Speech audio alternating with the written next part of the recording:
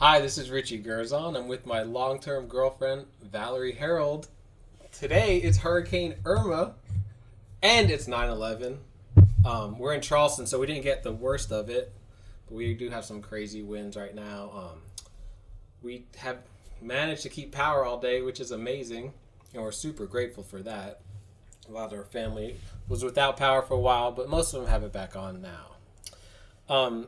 So I had some time today because I have a lot of client stuff. So I decided today was the day I would start my blog.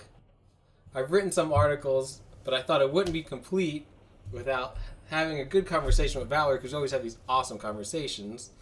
The blog is going to be about finding the truth and how to use that truth to help make your life a little happier. I've divided it basically into three categories as of now. There's spiritual category, the physical category, analytical. So Valerie is very spiritually enlightened as far as people I know in my life. So I thought I'd talk to her about one of those spiritual type subjects. Valerie, just tell us a little bit about yourself and then we'll go on. I'm an intuitive energy healer and life coach. Okay, so what do you help people do? I help people connect with who they really are and change their reality and their perception of how it's been so that they can create a life that they choose. You help them change their reality? Like what they're perceiving as reality, you help them change that? Yes. To something that's more akin to what actual reality is, right? You're saying what they're perceiving is not reality? I help them change their reality to what their true self and their higher self perceives. Okay, so you're like giving them glasses to see what their actual authentic self would perceive in the world. Yes, because what happens is when we have a trauma or tragedy in our lives or an event that has created a wound in us, that creates a perception or a lens that we see the world through. So it's about removing that perception from that wounded self so you can see it from your higher self's perspective. Oh, okay, yep. I took a lot of classes at Bliss that talked a little bit about this. So I guess my visual of this is in my mind, every event that happens to you of significance is like putting another filter in front of your perception. Yes. So the bad, well, I guess not necessarily bad or good, but every experience changes your perception of reality, more or less. Yes. Okay, so in this, I don't want to talk about that part specifically. We're going to jump to, you've now put on the glasses, you're seeing reality for what it really is, or closer than you were seeing it before. You're connected to your intuition, your heart, God, whatever it is, the source of truth. So you are now connected to that, which is a big journey. There's not many people who really are, but assuming you are. And now you're getting these messages, right? Mm-hmm. So you know what you should do, which would be amazing. I wish I was more connected to this. What do you do now when you start getting these messages and they're really not what you think, what your spouse thinks you should do, what your mom and dad think you should do, or your boss thinks you should do? These things, I would guess, some of the messages you're going to get are going to require a lot of drastic changes that aren't exactly in line with the agenda of these other people who feel like they know what's best for you. What are some ways, techniques, advice you would give someone in that predicament? While each of those experiences are going to bring up a lesson in and of themselves, so in relationships with other people, there may be particular boundaries that you need to set up where if they interact with you a certain way, you may have to put your foot down and say no. Because now you know better. Right, because now it no longer serves its purpose the way it was. Like for me, I found when I wasn't feeling worthy enough, I allowed other people to walk over me a little more than I would have had I had a healthy perspective, let's say. So when someone would start to walk on me, then I would say no and challenge that. So we get little tests like that when we come across different relationships in our lives, when we're pushing these boundaries, so to speak, or we have to place them in certain ways. So that shows up. Another thing is there's a point when your push for your purpose is a lot stronger than anything else, and there really seems no other option. So sometimes you just have to do it no matter what, and then let the other pieces fall as they may. So that's a point where you may get to as well. Oh, but that's not like every instance, right? You're not saying...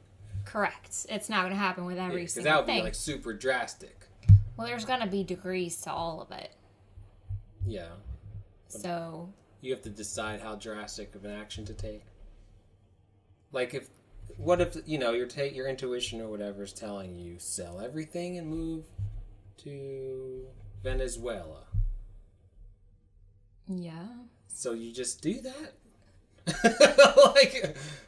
I guess you're assuming you trust it, right? That's where faith comes into play.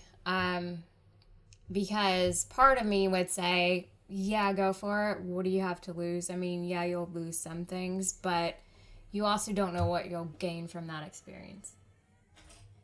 And that's the thing where we limit ourselves. I feel like our higher self has this greater vision for ourselves than what we can perceive. And a lot of times we let our analytical mind and our safe mind, that part of us that keeps us in our little bubble, holds us back more than what we truly want. So... what do you call it? Our safe mind? Yes. That part of the ego mind where it wants to keep us with the familiar and not taking huge steps. Well, this is all to avoid fear, right? This is where your ego is constantly trying to avoid fear. You're making decisions based off fear. The ego's main job is to keep us safe, and so it only knows what has already happened. So anything new is a threat to the ego, and so yes, it elicits fear, but it also wants to keep us in the same place at all times, because even growing, stretching out of the comfort zone is a trigger for fear. So yeah, okay. An ego. So we'll go back to you're living, you know what to do. Which is a huge step, by the way. We're just skipping past this to talk about it here. You know what to do, but all these other people don't want you to do what you know you need to do. So you have two choices. I don't know how many choices you have. Maybe two choices could be wait for them to come around or cut them off. What would be a good way to determine which of those two choices to make? It's how important it is for you at that time and your level of faith. But it doesn't have to be an either or, because you can take steps towards the goal that you're after, and your family can come around over time. Yeah. It doesn't have to be a jump all in. But I also think that when we're given messages like that, when they're that extreme, there's a reason for it too. So you have to weigh that for yourself and make that judgment for yourself. What are you willing to give up to try it? What are you willing to put on the line to achieve this potential amazing opportunity? Oh, you have to make a decision for yourself, huh? Right. It can't be a one size fits all for everybody. See, to me, I guess assuming that you know it's true is the tough part. Because it's almost like a blind faith sort of thing. So let's take a little bit step back. So you definitely can hear all the stuff, your intuition or God or your heart, whatever the connections it's telling you. So it's all coming through, like a radio signal or whatever. But let's say you get all of that, but you're also getting all these other things coming from your ego, coming from past experience, lessons, da da da da da. So just imagine it's like a bunch of different channels of information coming into your mind. What is a good way to distinguish the voice of your authentic self, the true self that you're interested in listening to, versus all these other different things that are coming into your mind? The biggest thing is how you feel within your body. Your higher self, you're going to feel more expansive. You're going to feel lighter. There's going to be some joy and excitement in there. Any of the other ones is going to close you off and close you down, essentially. You're going to feel heavy energetically. You're going to have physical problems. You're going to feel a battle of some sort, a struggle. It's all going to be some kind of, that's going to be your biggest indicator, is a physical. It's a physical feeling? You can feel it physically if you start tuning in. Yeah. And then you're also going to have the feelings and the energetic side of it as well. That's interesting. I remember Eckhart Tolle in The Power of Now was talking about this a little bit. Because he wants you to connect. His technique for connecting with yourself is through being present. Mm-hmm. Which is, that's obviously a good idea. I have a big problem with that, but I definitely am better at it now after listening to that book. But I think he did say that people take for granted their bodies, sort of. They don't pay attention to it. Or a lot of really spiritual people say it's not important because, like, you're focused on the spiritual part. But he said it is important to actually focus on your body and its feelings, etc. Because it's like they're interlinked, they're interwoven. Mm-hmm. They're not two totally separate entities. So is it just emotional feelings, or you're also talking about physical feelings? Physical feelings in your stomach, in your muscles, in your body. It's all going to show up different ways, and you have to learn that communication. Oh, each person's different? It can be. There's going to be some similarities, but we're all going to have our own physical manifestations related to particular lessons and struggles that we have that may show up as a theme. And that's kind of our indicator. When it shows up, it's like, oh, this is a reminder of a pattern that I repeat over and over and over. Yeah, you've talked about this a lot, is this patterns. That's probably a good way for sort of a layman to really recognize this. At least that's how my mind works. When I start seeing patterns, I see there's a reason for them, whether you just analyze something rationally or not, or something else. So tell us about some of these patterns that people might not view as patterns because they probably don't. Like, because if you don't recognize it as something that you need to look out for again to see if it's a pattern, you're not even going to recognize it was ever a pattern. Does that make sense? Right. You know, it has to be a type of behavior that you would even think of to, like, click in your brain and, like, activate that memory. All right, the next time this happens, I need to remember, oh, it happened like a year ago or last month or last week or yesterday. Like, what are the types of events that we should be looking for to recognize them as a pattern of behavior, some sort of pattern that we should recognize? On the broadest term, you can look at the history of your life and look for repeat situations, whether it's a bad relationship with someone, an abusive relationship, whether it's a bad job, you know, a particular type of job that you keep ending up in over and over and over, some kind of health situation. So when you look at those situations and you start to see a link between them, and you're like, oh, this is happening again, and I've already done this 3 times before, you can start tuning in sooner and sooner and sooner into this thought cycle and this pattern that you get into with each situation, and you can catch yourself in it much sooner than before. Wait, so you see the pattern. Okay, we've identified this behavior.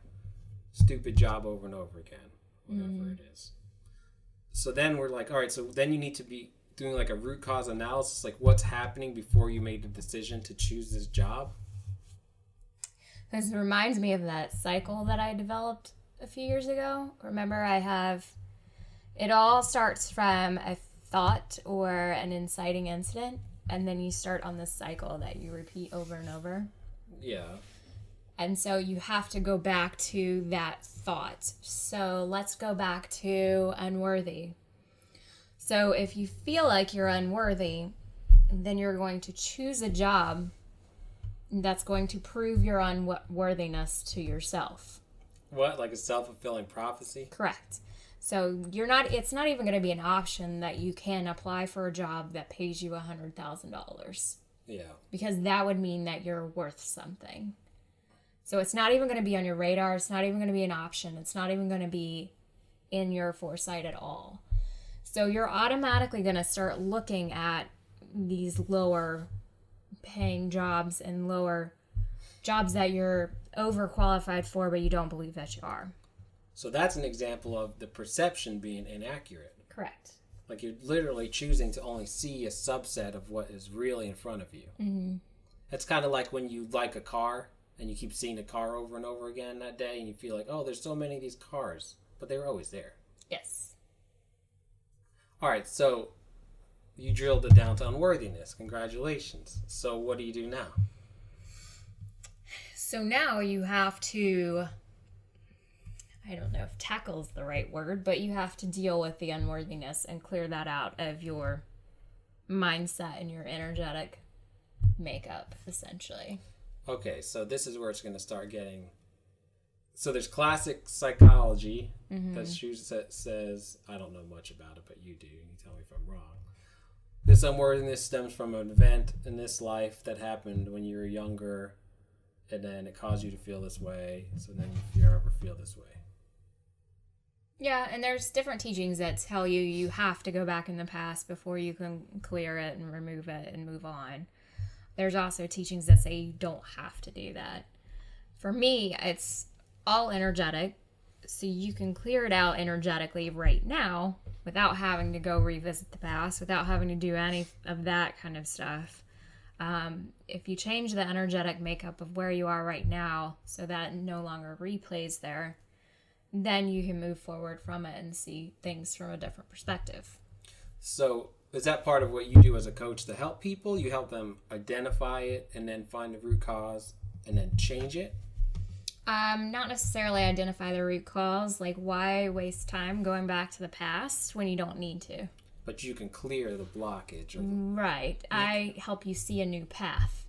So once we identify the pattern and you know how you've always done things, we look for a new way to do things. And that creates a new path for you and new options.